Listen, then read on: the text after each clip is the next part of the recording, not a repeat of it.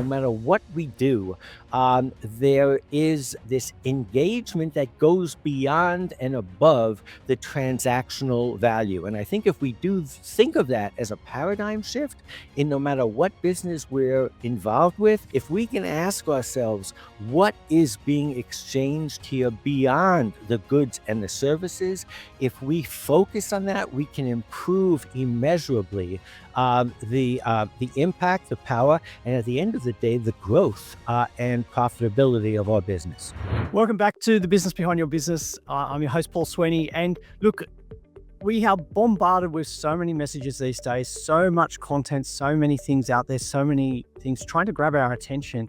But what makes one of those messages memorable? What stands out to you? When you are seeing so much, you're engaging with so much, what are the things that stand out to you? And it's those different things, but it's often the things that are done with some, some emotion, some human attachment, some genuine personality attached to that gift or that message that's out there. And look, as I was sort of preparing for our episode today with our guest, I was thinking back to an experience one of my children have had when they were much younger, through a workshop which is called Build a Bear, where they actually go and make their own bear. But one of the great things about it was they got to record their own voice and include that voice in the bear. And they took great delight in replaying the message that they'd recorded to themselves in their funny voices. And as over time, they continued to think about that memory that they had, and it stood out. And there was a lot of connection there. I'm delighted today because joining us on the podcast is the founder and CEO of the company that brought that to life. Created a great experience for my family working with the Build a Bear workshop. But today we're privileged to have Geoffrey Stern, who's the CEO of Voice Express Corp and the founder of a very much beloved brand, VoiceGift. Over 70 million voice recorders have been sold through retailers like Build a Bear. But we're also going to learn a bit more about how the next development of that product, or I guess that experience, has come about, and more importantly, why that's come about and why it makes such a difference in our messaging.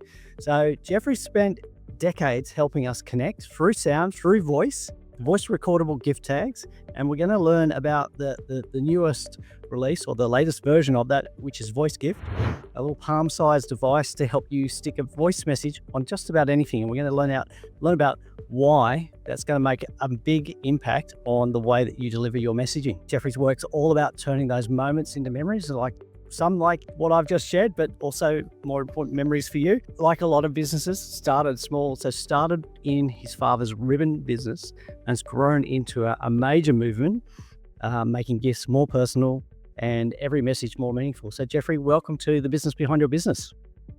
Paul, thank you so much for having me. I love that story about your kids, because what it kind of shows is your kids had a vicarious thrill. You'd think they were just doing something very neutral and transactional. You take a device, you record a message into it, you put it in the teddy bear, and either it's yours or you give it to somebody else, but you're done. But the truth is that small little transaction is just so full of emotion that years later, when the kid or you will pick up that teddy bear and squeeze it, it's going to trigger the emotions of the moment, so forth and so on. So when you ask me what I wanted to discuss today, it's really about emotional engagement. And I think that many of us in a business, and we can provide any type of product, goods, or service. I'm going to argue today that it might be the most pedestrian good or service. But I'm going to argue that what I've learned in my career being involved with voice is that the truth is that behind every transaction, between every service, if it's done successfully, there is that emotion emotional content. And there isn't a sense of vicarious thrill. Now, if you're selling nuts and bolts, that's going to be a hard case to make, but I'm going to try to make it, today. Talking about my background, you're correct. I started Voice Express 20 years ago as a B2B. We were the sound, the voice behind other brands. And I met Maxine Clark, who was starting a company called Build-A-Bear when she had 3 stores. Now they do $500 million in sales a year, 400 plus stores around the world, including Australia. And what she did by calling it a workshop is she created something. It's called retailtainment. And what she was getting at is, if you're going to be in retail, you have to engage somebody. You have to entertain them. It has to be immersive. And again, I think that if you get into what business she is in and what I ultimately came to, whether it's gifting, whether it's memory making, whether it's crafting, those types of product spaces wear emotion on their sleeves. But I think the message can be extracted to pretty much anything that we can do. There's a time-honored, culturally generic expression when it comes to gifts. It's not the gift, it's not the value of the gift, it's not the cost of the gift, it's the thought behind the gift that matters. And they have done sociological studies looking back at barter, at commerce, and what they realize is when you exchange goods and services, if you're doing it well, there's a reciprocal relationship that you're creating. And I think it's obvious with gifts, and I think that vicarious thrill that your kid had is something that becomes like a showcase for that, where when you give something, why are you smiling? The person who receives it should be smiling. But if it's done properly, there is this kind of reciprocal feedback cycle. And I think that is what I mean by emotional engagement, that no matter what we do, there is this engagement that goes beyond and above the transactional value. And I think if we do think of that as a paradigm shift in no matter what business we're involved with, whether we're starting a business, whether we're managing a business, whether we're taking over an existing business, if we can ask ourselves, what is being exchanged here beyond the goods and the services? If we focus on that, we can improve immeasurably the impact, the power, and at the end of the day, the growth and profitability of our business. Yeah, so much in there to unpack. Like, it's such a powerful message, and as I mentioned at the beginning, we're bombarded with so many messages that there's nothing behind them. They're very well, they're automatic. Some AI is generating so much, noise out there, but the messages that really come through, the ones that we pay attention to, are the ones that are genuine, that have that emotional attachment. And yeah, I guess a lot of business owners are probably thinking, well, hang on, we've described the experience of Build-A-Bear, we've described the experience of leaving that voice message, but how do we actually use that kind of, approach to create a better experience with say, our customers, and who are our customers? Well, let me be kind of personal about it and talk about what my evolution was. And because I was simply a supplier to Build-A-Bear, I had a box seat to watch their growth and their success. Initially, I thought I was just providing a little disc that would go inside of the teddy bear, animate it, and give it sound. And it would be another SKU amongst, the 50-odd, 60-odd SKUs that they have. They sell sunglasses for teddy bears. They sell little sneakers for teddy bears.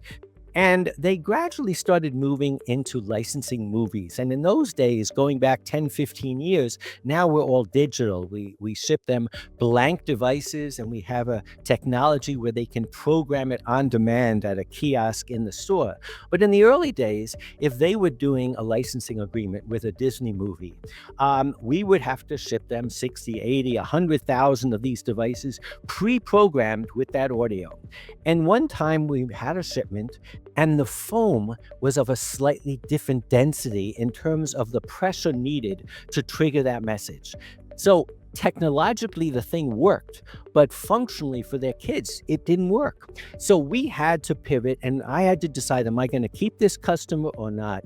And what we did is, for 2 weeks, our factory produced the product correctly, and every day we shipped to 500 stores, 2 dozen in a box by FedEx. I had I'm sure, the largest bill from FedEx ever. But that's talking about an emotional engagement with your customer that we all need to have too. But what I'm getting at is, I realized how important my sound was. Isn't it a wonderful thing when you come to realize how important your product is? It was unfortunate that I had to realize that in a crisis where they said, "Are you kidding me? We need this sound for the launch, and the movie is premiering in 2 weeks."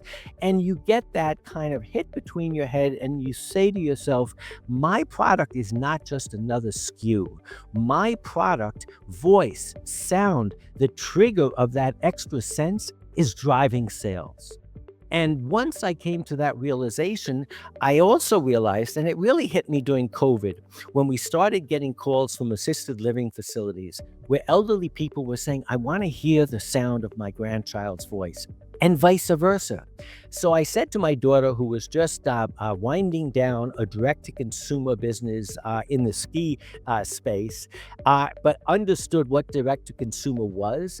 And I said, why are we just supplying one retailer, Build-A-Bear with Plus, when we can make a product that could make every picture frame talk, where we could create ring boxes that not only have an LED, but deliver your proposal or your vows. And what we've done in the 5 years since is, because we are a new brand from a very old company, 20 years nowadays is an old company, what we've done is we've tried to look at every part of a consumer's life and every milestone, and make sure that there's a way that we can provide a product that can duplicate that experience, which is to add that extra emotive and emotional voice to it. The tagline that we've come up with is, "What life sounds like." And I really think that gives homage to Sony and the Walkman. Maybe you and I remember what that is. Oh yeah, absolutely. But the idea of being able to walk around with headphones on and hear music, and what their tag was, the soundtrack of your life.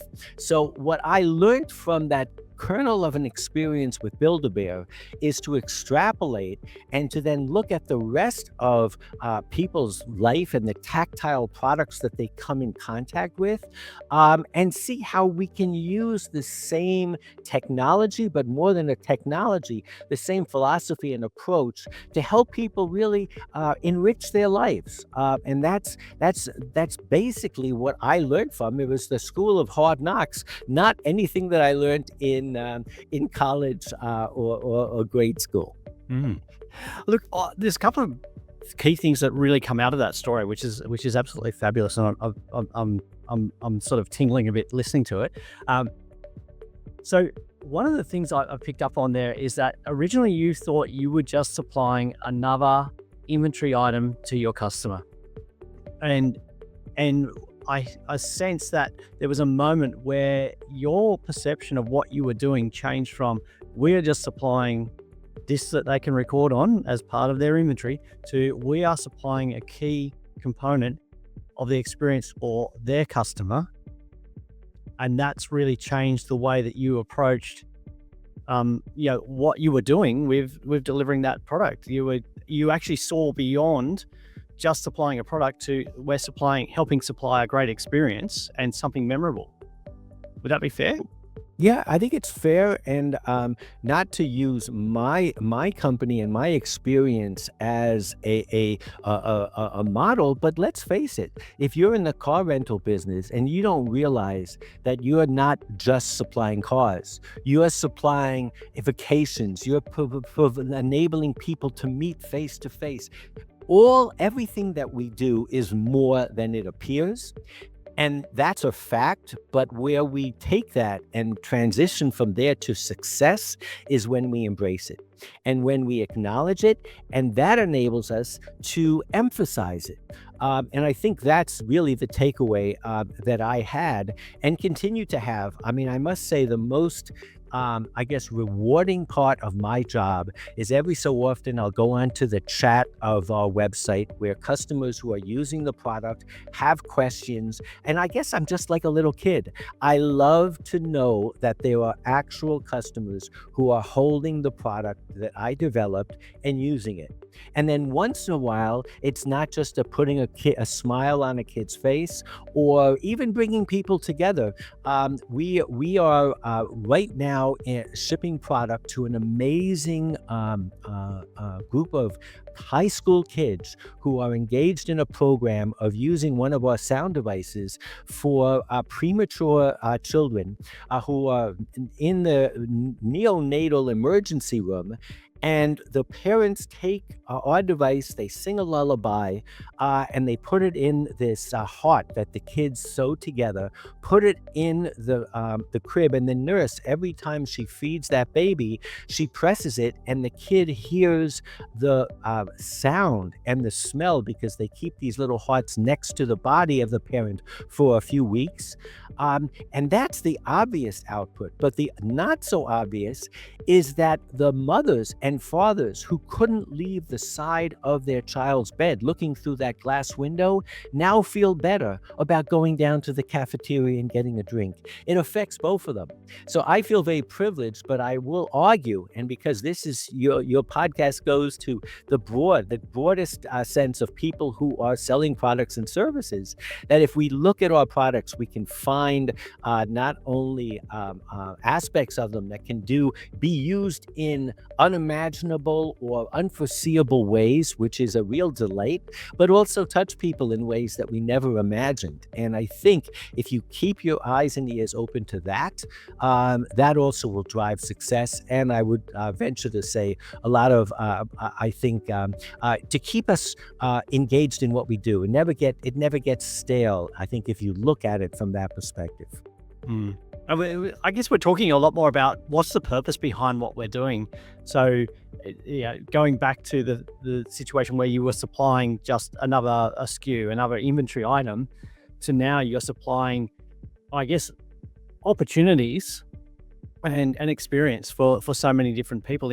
And you've taken it from not just supplying a product that goes into a bear for a child, but you've also looked at, well, what are the other applications? So as you mentioned in COVID, the grandparents in the aged facilities or the nursing home, not being able to hear the grandchildren's voice, the situation with the premature babies that you've just described. I think if we change the way that we look at the product or the service we're delivering, and actually try and understand from that, I guess, that human emotional point of view, what's the experience or what's the need of our end customer, really changes the way we approach what we do. I really think you're right, but I would go even a step further. I think it also impacts how we relate to our fellow employees, to our vendors, to contractors. I mean, I think if you understand and you try to create a environment and a kind of a DNA along these lines, then every employee, no matter if they're bean counting or if they're working in sales, if they can also have that vicarious thrill of knowing that what they're involved in is giving more than just a service and more than just a mundane product, it impacts their relationship with each other and with the company. Vendors, the same thing. My company is very, it's a distributed network. I don't have a lot of employees, but I do have have subcontractors that I've dealt with for 20 years. They're like family. Even if it's something as silly, or I wouldn't say silly, but as trivial as paying your bills on time, or God forbid, paying them early. You know you're going to pay the bill. And of course, my bookkeeper will be screaming at me, what about cash flow? But there has to be a happy balance between cash flow and knowing that when you call up that contractor, he answers your call first because you're the only one who pays the bill pretty close to when you receive it and not when it's due. All of this makes, I think, makes a difference. And, I get back to, I guess, Warren Buffett from Berkshire Hathaway was asked why he bought shares in Coca-Cola. And he says, because I looked at the financial statement and their assets, and I said, and where is the asset, the Coca-Cola brand? And they go, well, that's not something that we depreciate. That's not something on the balance sheet. And so he knew they were undervalued because their biggest asset, their brand equity, wasn't on the balance sheet. And my argument is that all of these things that we've been talking about tonight, whether internally in the company or in terms of the product or service that you provide, that's where the real value is. Yeah, no, that's great wisdom there, because I think we so often we think about our value is limited to the financial transactions, the balance sheet, the profit and loss, or the physical, tangible assets, but we ignore, and I guess one way of describing it is the goodwill, but I think we're really talking here about the emotional attachment and the value that people perceive in the experience that we've enabled them to have as a result of delivering a great product.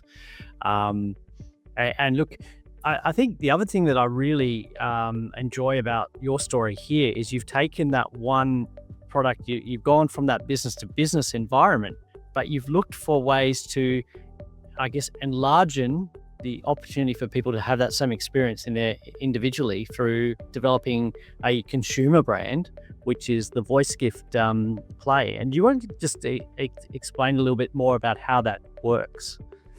Okay, I don't know if I'm allowed to do this on your show, but here's the product. This is VoiceGift Play. And there are those of you who might remember before you went to a museum and they told you to download the museum app, and then you went to each painting and there might be a number underneath it, and you would put in that number and you could hear the curator talk. There were these things called acoustic guides, and they look very similar to this. My concept in launching this was almost to create acoustic guide for our lives. So if you rent an Airbnb and before you leave, you put a number next to the furnace or the pool heater or the washer and dryer, and you say, it's a little different. You got to close the door just so, and you've got to move it just so. You can put a little stick-it with a number on. This has a keypad on it. You can enter 999 different memos. You can attach this to a photo book and have grandma, when she comes for the holidays, sit down and explain what was she thinking when she was laughing hilariously in this photo, or dad to describe the feeling he had when he played that touchdown pass. There are so many things in our lives that we can do, and this to me was like a eureka moment. And then what I said is, well, what about like kids books? So for kids, we designed a play slightly differently. It has 12 buttons and icons on each one. And you've all seen these little kids books that have this plastic kind of thing on the side, and you get to hear pre-recorded sounds. But what I was thinking is, getting back to those assisted living and people being far apart, what happens if grandma can read her favorite story, Goodnight Moon, to all of her grandchildren, even when she's not there? What happens if dad, when he's on a business trip, knows that the kid can look at a sticker on each of his 12 books and push the button and hear dad read to them? Think of what that does for reading skills. We all know the more words you hear, what that does to the brain and development. So those are two products that we've just launched now. And I think my next product, I don't want to give anything away, but I had an elderly man call me and he says, I need a product so when I'm at the foot of the staircase, I can record for myself. So when I get to the top of the staircase, I know why I went there. So these are the most obvious ideas that people give you, but it's called listening. And it's called just not all of us can invent something out of nowhere, but it's looking at experiences that we've had and extrapolating. And it definitely keeps me young and keeps a bounce in my step. And I must say that all of our vendors and employees, we're just having fun. And the best fun is when we see our products in the hands of our consumers. Oh, fantastic. We've heard some messages recently a lot about how people are looking more for purpose in what they do in terms of the I guess the businesses that they're choosing to start, the businesses they're choosing to work for. And we're particularly hearing that the next generation, so Gen Z, Gen Alpha, are actually looking to be attached to organizations, businesses, whatever the kind of organization that actually has a purpose beyond the profit. And I think you have very, very clearly shown that what you're not selling a gadget, you're selling an experience, you're selling something extremely important, because I know that, you know, just being able to hear the voice of the grandparent, hear the voice of your grandson, you cannot put a price on that. And you've created a wonderful experience and enabled many, many people to be able to have that experience. And that is just an amazing thing, and really excited to hear you. And look, if you're listening to this, what you're missing is the huge smile that's been on Geoffrey's face as he's just been sharing, and the delight of what he's learned, how he's engaged, and just the recapping, I guess, some of the joyful encounters from hearing from his customers on his website, what they're getting out of his product, and taking some of their frustrations and saying, right, how can we make this better? I love the example of the man that wants to know why he went to the top of the stairs, because I think a lot of us encounter that regularly. So I think there's definitely a market for that. So look, it's been a pleasure, absolute pleasure. If you want to find out more about VoiceGift, then the website is Voice.gift. You don't have to put a .com in. It's www.voice.gift. And that's our consumer our website. We're also on Amazon. And then in terms of the B2B, it's still there. It's voice-express.com. And there you can see some case studies in what we've done. Done a lot of stuff in the pharmaceutical industry. We've recently done something for Sniff, which is a new perfume company that had their founder actually record a minute, I would say meditation, but actually just a description of the scent before you open that bottle. And how magical is that when brands look at their product the same way I'm looking at gifting, to create the moment, to create the intentionality. I call it that magical moment of unboxing. Yeah, that's fantastic. Look, I think in so much of a world today where we're being bombarded with AI being the future and it's all tech and high tech, what we are hearing is the key to really being a successful, not just a business, but a successful, I guess, a successful business with purpose that matters, is that emotional engagement, that real human story behind it. And voice.gift, and yes, I'm going to go back to the Build-A-Bear workshops, because I still keep thinking the memories that my kids have had with that. What an amazing experience, what an amazing product, amazing people. And Geoffrey, it's been an absolute pleasure to have you on the Business Behind Your Business podcast. I've thoroughly enjoyed it, and I've just thinking so much of how we can transform the way that we go about our business, go about our daily transactions, by thinking more about the emotional engagement and experience that other people can receive as a result of what we do. So thank you again. It's been an absolute pleasure. Paul, thanks for having me. It's been mutual. That's great. Thanks, Geoffrey.